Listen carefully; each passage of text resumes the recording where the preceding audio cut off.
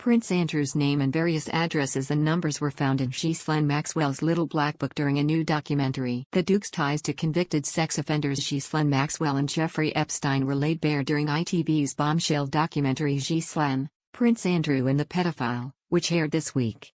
It comes at a difficult time for Andrew as he faces a civil trial in the U.S. over allegations by Virginia Roberts Giuffre of sexual assault, which he vehemently denies.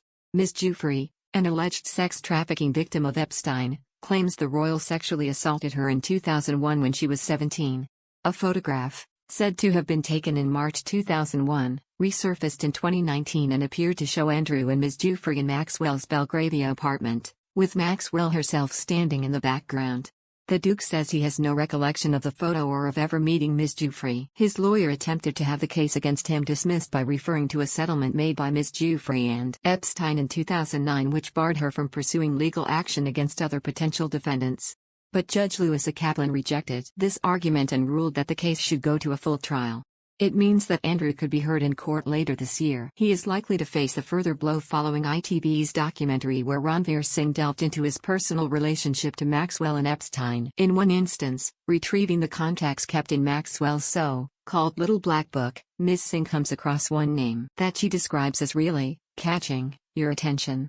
The prince himself. She noted, obviously, you can't choose whose address book you're in. And Terry's no suggestion any of the people who were in the book or attended parties were aware or involved in Maxwell and Epstein's crimes.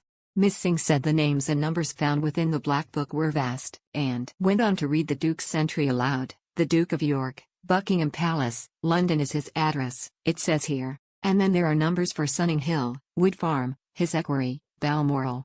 There's what looks like a mobile phone number on here for him and I'm going to give it a go. The call went straight to the answer phone, with a voice that appears to sound like Andrew saying, I'm afraid I've not been quick enough to get to the phone before it went off to take your message. If you do have a message please leave it and I will get back to you as soon as I can. Ms. Singh, smiling at the crew behind the camera, left a message on the answer phone. Hello, I think this might be Prince Andrew. This is Ranveer Singh from ITV. We found your number on Ghislaine Maxwell's Little Black Book and would like to have a chat with you if you could get back to us. Thank you. She added, that sounded like Prince Andrew's voice. Prince Andrew's voice on the voicemail. Andrew did not respond to the documentary's requests for comment.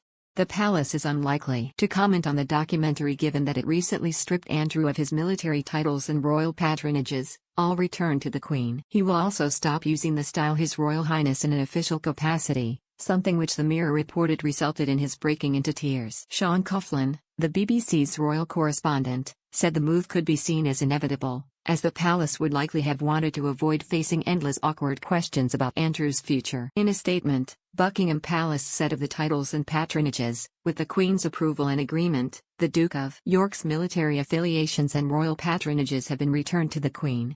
The Duke of York will continue not to undertake any public duties and is defending this case as a private citizen.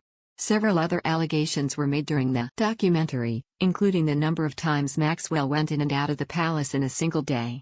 Paul Page, a former royal protection officer who worked at the palace for 6 years between 1998 and 2004, said he first met Maxwell in 2001. He told Ms. Singh, from the way she was allowed to enter and exit the palace at will, we suspected that she may have had an intimate relationship with Prince Andrew.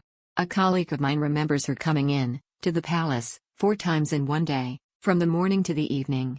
She kept coming in and out, in and out. Watch Ghislaine, Prince Andrew and the Pedophile on ITV Hub.